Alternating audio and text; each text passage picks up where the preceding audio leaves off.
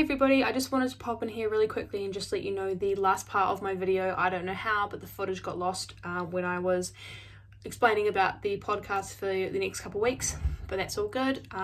Make sure you go ahead and follow the Outcasted OC Instagram page to stay up to date with when we are going to be posting schedules for podcasts. So yeah, with that in mind, let's get into the video. Attention, the following broadcast has been approved by Outcasted OC. Viewer discretion is advised. Incoming transmission in 5, 4, 3, 2, 1.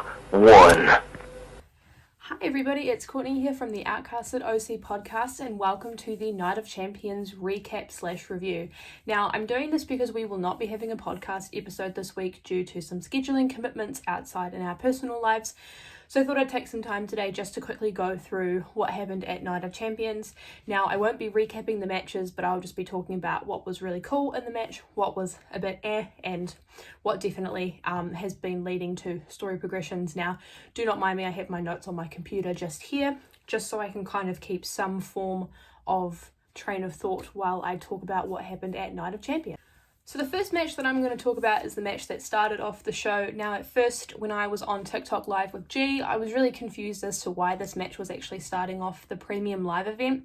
But then I reminded myself that obviously because this had been advertised as having a triple main event, they had to spread the matches out throughout the entire card. So we started off with Seth freaking Rollins going up against AJ Styles for the inaugural World Heavyweight Championship.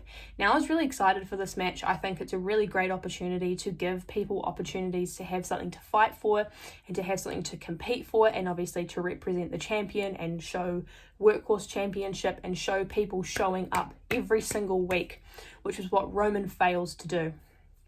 So when this match was announced that these were who the finalists were, I was like, you know what, it's totally fine. I don't mind who wins, but obviously I am a Seth girl. Therefore, I was like, I really want Seth to win. AJ came out. He was looking real good. I was really excited for the match. Then Seth came out and obviously everyone was singing his song, which I always love it when people sing a song. I think it really shows how hot he is in terms of popularity and in terms of how over he is with crowds internationally. When Seth came out, I could actually feel myself getting emotional because I had flashbacks in my mind of him winning the inaugural NXT Championship, the heist of the century. I also had the Universal Championship match in my head with him and Finn, him winning at WrestleMania 35. You know, I just had all these different moments pop into my head, and I was thinking to myself, I really hope that he wins this and this comes full circle because the man deserves it. He works so hard and he has done so much for the company, and he's been out of the title picture for so long that I was just like, I'm really hoping that Seth comes out the victor. Anyway, a few quick points about this match. It was really good. It was quite a lot of offensive moves. Like I say in my reviews, I'm not going to talk too much about the detailed breakdown of the matches. I just try and keep it as short as I can. But very early on, Seth was trying to get into AJ's head. There was a lot of offensive moves, a lot of high-flying spots. A lot of times AJ was trying to get to his finisher, but Seth was stopping him. There was a spot in the match that I really enjoyed where AJ Styles actually hit the pedigree on Seth, and I was like, oh, I didn't see that coming, which obviously we weren't supposed to see it coming. There was quite a concerning spot where Seth did a suicide dive when AJ Styles was outside of the ring and actually landed like weird and tweaked his knee. So as soon as that happened, I kind of knew going into it that, you know, maybe this match might finish a little bit early, or we're not going to get it for the same amount of time. They're going to have to call something on the fly. Then we ended up quickly seeing a few high-flying spots. AJ was on the ropes. Seth hit him with a super kick. Obviously, then AJ was down. Seth went to the corner, tried to hit him with a stomp, but because his knee had been tweaked, he couldn't actually use his knee. Therefore, he fell down to the ground. His leg gave out on him, basically. And then he hit him again and then went round to the other side and used the other knee. And Seth came out as the victor. So Seth Rollins is now your new World Heavyweight Champion. And I was so excited. I hope we can get the footage from the live, but I genuinely started bawling my eyes out because of how excited I was, and I can feel myself getting emotional about it now, but I'm so happy for him. I'm not going to talk about this match anymore because I'm literally going to burst into tears. One thing I really loved about this was that that Triple H came out and gave him the championship, and I just thought that is such a full circle moment from him joining the Authority and obviously everything that they've gone through together in their feud in the past to now having Triple H give him the title. I was just so excited and so happy. Now, I have seen people talking online about how WWE were quite concerned to give Seth the title due to his movie commitments, but I personally don't think that they would have even considered Seth Rollins if he was doing a movie, but also the fact that he's shown so much commitment to this company inside and outside of the ring since he has been a part of WWE. I genuinely do think that WWE have an MVP on their hands, and in terms of top guys, obviously Roman's 1, Cody's 2, because Cody's going after Roman, and then Seth is number 3. Therefore, I think Seth deserves it more than anything. I would have been excited if AJ had have won. I do think we need to see another World Heavyweight Championship run from AJ before he finishes up in his career, but because of how hot and how over Seth Rollins is, I just think this is his time to shine. So talking about Seth, we'll move on to his wife Becky. So Becky Lynch went up against Trish Stratus in a one-on-one match. This match was quite good. It's as good as you'd expect it to be for Trish Stratus, who does have a little bit of ring rust. Obviously, she hasn't been wrestling for quite some time in terms of like a full-time capacity, full-time schedule. But she could really hold her own in this match. I kind of felt like she did as much as she could. There was a lot of like hard-hitting moves, the girls kind of pulling each other's hair and stuff like that. And then the match ended up finishing up with Trish Stratus Becky Lynch coming outside of the ring, and Zoe Stark came out from under the ring, attacked Becky, threw her back in the ring because Trish had the ref distracted, and then Trish hit Stratusfaction and ended up coming away with the win. Now, we were talking about this on live, and we're really hoping that there'll be some form of tag team match with obviously Zoe Stark and Trish Stratus versus Becky and another opponent for the other team, someone that Becky can team up with in terms of getting back at them too, but maybe this might break off into just a Zoe Stark Becky Lynch feud, and then Trish might get back involved. I kind of felt that during this entire exchange with Zoe and Trish, it gave me very much Charlotte Flair, Dana Brooke vibes from 2016. So maybe we might have something like that on our hands. Who knows? Maybe Zoe might just be somebody to do all the hard work for Trish, and then Trish can just get the win afterwards. Next up was the Intercontinental Championship match between Gunther and Mustafa Ali. Good match. Mustafa Ali really held his own. I kind of was expecting some more chops, some more hard-hitting moves from Gunther, but because Mustafa Ali is more of a high flyer, more speed kind of moves, we didn't really get a whole lot of that. The crowd was really behind Mustafa Ali the whole time, obviously because he'd be considered a hometown hero. But Gunther did end up coming away with the win, which I think was the best decision. I would have been happy if Mustafa Ali won, if they were going to be moving Gunther up to World Championship status, but I do think that Gunther has a little bit more to do in terms of becoming the longest reigning champion for the Intercontinental Championship before he then moves up to the World Heavyweight. I do think that there needs to be someone who's a little bit more advanced and has a little bit more history with Imperium and specifically Gunther before we move Gunther up to main event level. To actually dethrone Gunther, you need to have someone who's a viable contender who people actually believe can do it. And having someone with a little bit of history would really, really help that, because if you know that they have history, that means that you know that they'd have 5-star matches.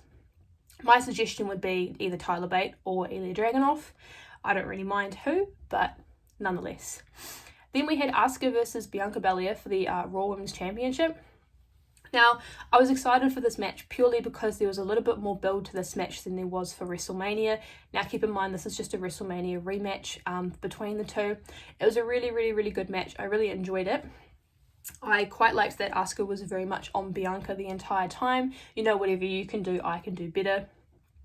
And obviously the mist was teased, but it didn't actually get Bianca. So Bianca was wearing white the entire time, and it was like her bodysuit was white. And there was a spot where I think Bianca ended up accidentally knocking the ref, and she was checking if she was okay, and then Asuka blew the mist at Bianca, but ended up getting her back, so her back got covered, but she didn't get any mist to the face. And then at the end, Bianca Belair tried to put Asuka up on the KOD, but before that, Asuka got her fingers had put some like blue mist or some blue paint or blue, whatever it was, something blue on her fingers. Then when Bianca threw her up on the KOD, she raked her eyes with the blue colouring. Therefore, Bianca couldn't see. Asuka was able to reverse it, and Asuka is now your new Raw Women's Champion, which I'm excited that Bianca now has something to chase. There's an opportunity for Bianca to now turn heel. Who knows? But I just think that we need to move the titles back to the correct brand first before we can start to see how the reign is going to go down. Now that Rhea Ripley and Asuka are both somewhat newly crowned champions, I do think there is an opportunity for them to swap the titles without there being too much significance in terms of their history with each other. I know that Rhea and Asuka have fought before, but there's not as much tension as there is maybe between someone like Bianca and Rhea. So I guess we just have to wait and see how that goes down. I'm excited that this version of Asuka, more of the Kana clown style, is getting the opportunity to have the ROLLINS Championship. I do think it's going to allow for some fresher matchups, and if this is an opportunity for Bianca's character to change in some way, shape or form, I'm excited to see it. I personally do think that Bianca is better at chasing a title than she has been booked within her title reign. Now, I do know that her booking in her title reign is not her fault. I understand that, but it's hard to remove the character from the creative aspect of their character when it comes to watching them. I do feel really bad for Bianca. I do think that her reign, I think she had reigned for 420 days. I think it was a really good reign. I think they've given her opportunity after opportunity, but I think the main problem was that they haven't had anybody built up that's a viable contender to actually beat Bianca, because they had Bayley, they didn't do that. They've had Io, they didn't do that. There's no one that actually seemed like a genuine threat to take it away from her unless they were going to do Rhea versus Bianca. But anyway, talking about Rhea, I'm now going to move on to the SmackDown Women's Championship match between her and Natalya. I don't have very much to say because this match was very much like a squash match. There was a couple of moves going on, and then Natty ended up getting hit with a riptide, and that was it. So I don't know if this makes Rhea look better coming out of this match or if it makes her look worse. I know it definitely makes Natalya look a lot worse. In terms of Rhea, I do think that Rhea's done a lot on her own to make herself look like a very strong contender. She's had very long matches, like matches full of brutality, as you'd say. I just think that her going up against Natalya and having such a short-filled match didn't really do anything for Rhea, unless you're trying to have Rhea look like a really dominant force who can pin somebody in like less than a minute, but clearly not. Anyway, I'm excited to see how the rest of Rhea's reign goes from here on out. Next up, we had the second out of 3 main events, which was Brock Lesnar versus Cody Rhodes. Now, I don't really know how I feel about this match. I kind of didn't know how I felt about it going into it. I know that they're doing like a Brock Cody 2, like they obviously did one at Backlash and then they did one here. I kind of hope that's the end of it, but I don't think it is, because Brock Lesnar did come away with the win. Now, Brock Lesnar, obviously being aware of Cody's injury, was targeting the arm the entire time. It was broken. He came out with a cast. Cody started using it as a weapon. He realized that this could actually cause a little bit more pain to Brock than it is to me, therefore I'm going to start using it. But all in all, his efforts were not good enough, as, you know, Brock ended up locking him in the Kimura lock and then Cody ended up passing out. Therefore, Brock Lesnar was the winner of this match. Now, I do think because they have had one apiece, so Cody won at Backlash and now Brock Lesnar has won at Night of Champions, I do think we may see one more match. And I'm really hoping that if we do, there is some form of stipulation to this match, because I feel like that would add something extra. But also, if you were trying to show who the victor out of the entire feud is, I feel like you need to add some form of stipulation. So whether that's putting it in Hell in a Cell, no holds barred, last man standing, the list goes on. You need to add some form of stipulation to keep this match and this feud interesting, exciting, and also actually create an element of surprise rather than someone getting locked in a Kimura lock. The last match on the card was for the undisputed WWE Tag Team Championship titles. So this was between Kevin Owens and Sami Zayn versus Solo Sikoa and Roman Reigns. Now, I was really looking forward to this match. It had a lot of history and a lot of significance for me, specifically because of the fact that, correct me if I'm wrong in the comments, but this is the first time we've seen Sami in Saudi either in a long time or at all. And we normally don't see Kevin Owens in Saudi Arabia due to him standing in solidarity with Sami Zayn due to Sami Zayn's religion. Now, obviously, some laws have been passed and some religion views have been somewhat lifted in terms of like their strictness, which is why Sami Zayn was allowed to come to Saudi. I was looking forward to this match, and I was really happy that they actually let the champions come out last, which was obviously Kevin and Sami, to give Sami an opportunity to really feel the crowd and to feel welcomed and appreciated. And he came out in a cultural white gown, and I literally was just so excited. I was so happy for Sami.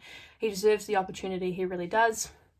Before the match even started, the announcer was trying to obviously announce the match and say what was happening. Paul Heyman stole the mic, started talking about, the bloodline, and then Sami had a mic, and Sami started speaking in Arabic, which was quite cool. Really appealed to the crowd and also gave him an opportunity to show him and who he is and his culture. The match was really good. Lots of near falls, lots of hard-hitting moves. At one stage, Sami ended up hitting the Superman punch, which was quite cool.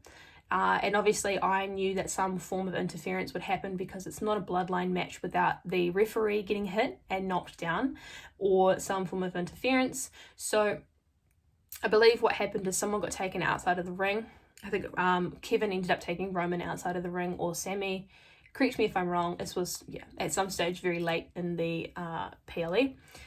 So Roman ended up getting taken outside of the ring, and he was getting set to look like he was going to get put on the tables to then get hit through the tables. But the Usos ended up coming out and like attacking on KO and Sami, and Roman didn't see that they were there.